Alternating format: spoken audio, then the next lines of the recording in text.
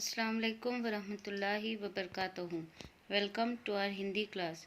तो बच्चों, आज हम व्याकरण का एक नया टॉपिक पढ़ने वाले हैं जिसका नाम है विराम चिन्ह।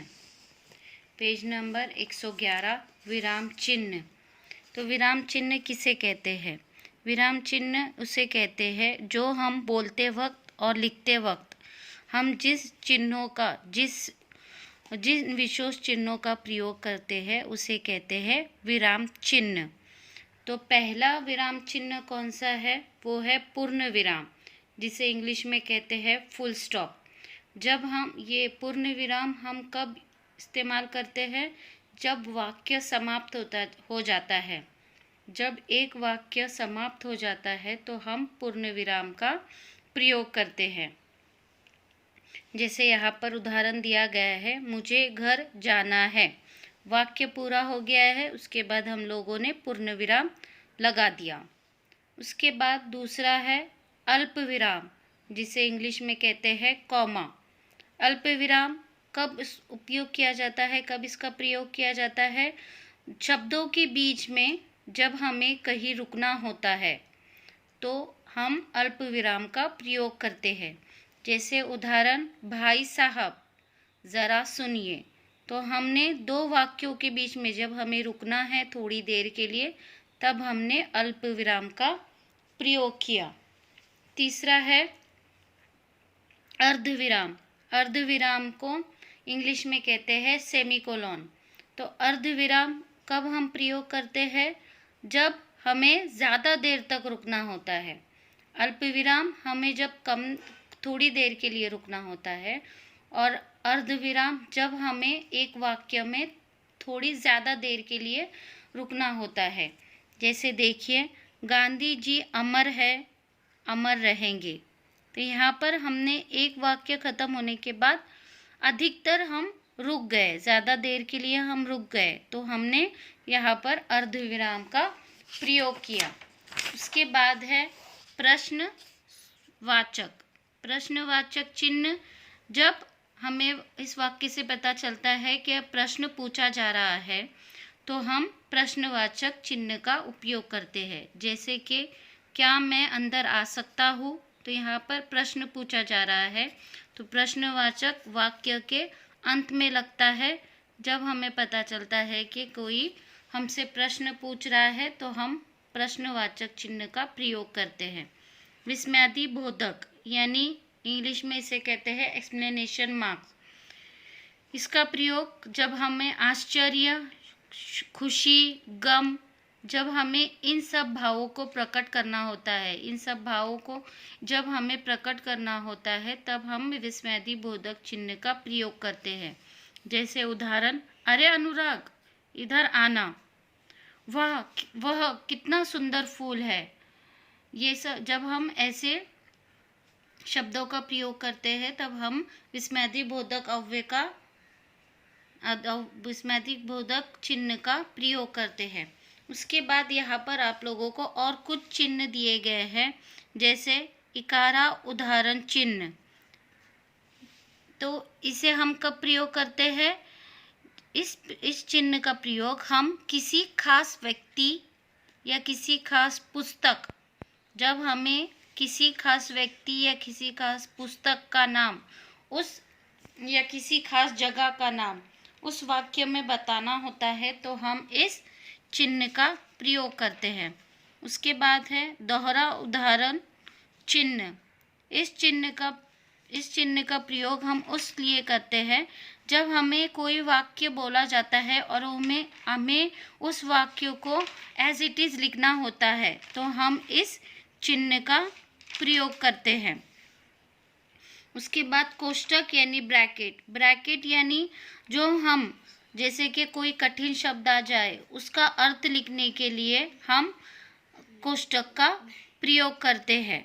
समझ में आ रहा है? शब्द का अलग अर्थ या उसके बारे में हमें कुछ अधिक जानकारी देनी होती है तो हम कोष्टक का प्रयोग करते हैं। उसके बाद है काकपद।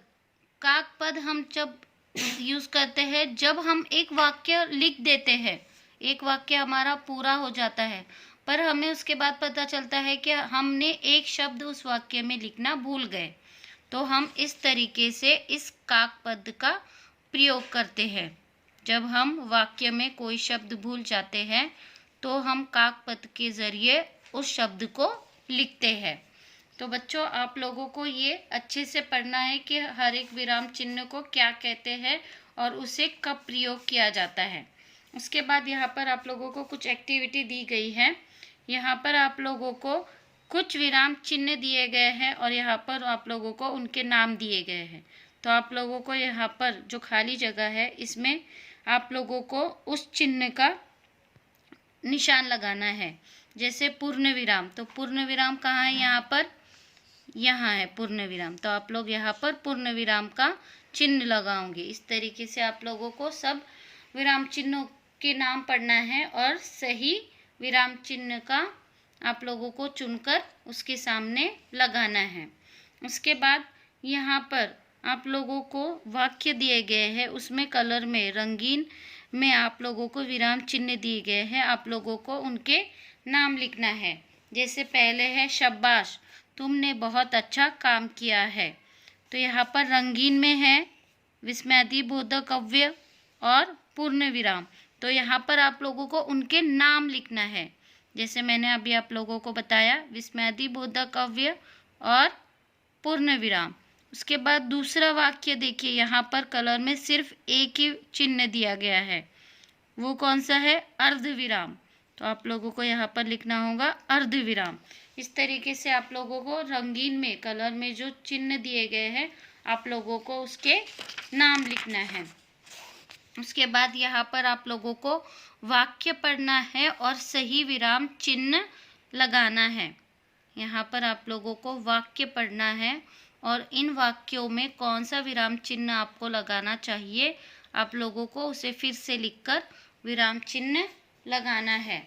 उसके बाद आपके ऑब्जर्वेशन बुक पेज नंबर 18, यहाँ पर देखिए आप लोगों को वाक्य दिए गए हैं और यहाँ पर आप लोगों को खाली जगह दी गई है। तो आप लोगों को वाक्य पढ़ना है और खाली जगह पर विराम चिन्ह लगाना है। जैसे पहला वाक्य है, यहाँ काफ़ी हरियाली है। तो कौन सा विराम चिन्ह लगाओगे आप यहाँ पर? यहाँ पर आप उसके लिए पूर्ण विराम लगाओगे। ठीक है।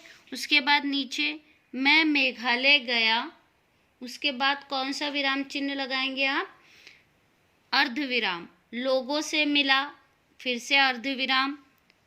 उत्सव देखा, फिर से अर्धविराम। तो यहाँ पर आप लोग दूसरे वाक्यों में अर्धविराम का प्रयोग करोगे। इस तरीके से आप लोगों को समझकर यहाँ पर खाली जगह पर सही विराम चिन्ह का प्रयोग करना है।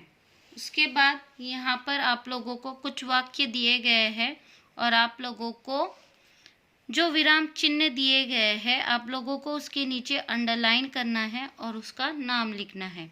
जैसे पहला वाक्य, उन्हें नोकना की उपाधि दी जाती है। तो इस शब्द में, इस वाक्य में कौन सा विराम चिन्ह है? ये। तो इसे क्या कहा जाता है? इस विराम चिन्ह को क्या कहा जाता है? इकारा उदाहरण चिन्ह। तो आप लोगों को यहाँ पर लिखना है इकारा उदाहरण चिन्ह।